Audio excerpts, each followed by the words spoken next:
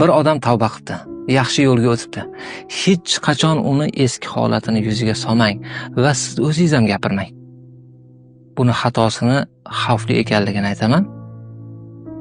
Payg'ambarimiz sollallohu alayhi vasallam aytganlar: qaysi bir odam bir odamni qilgan yomonligini gapirsa, bilmaydiki u tavba qilgan bo'lsa, agar tavba qilingan gunohini gapirsa bir kishi, Alloh taolo shu odamga ham o'sha ishni qildirmay o'ldirmaydi deganlar.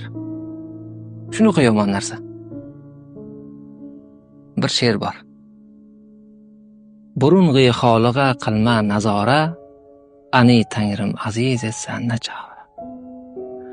Bir kishini oldingi holatiga qaramagan, bir faqir bo'lgandir, bir gunohkor bo'lgandir.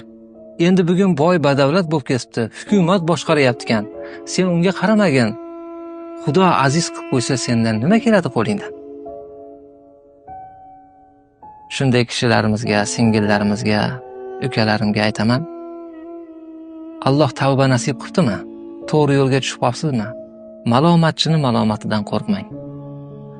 Siz ammo zinhor hech kimni malomat qilmang. Kecha o'zing qanday eding demang. Hammamiz ham kechagina yaxshi odam emas edik. Bugun ham yaxshi emasmizlar.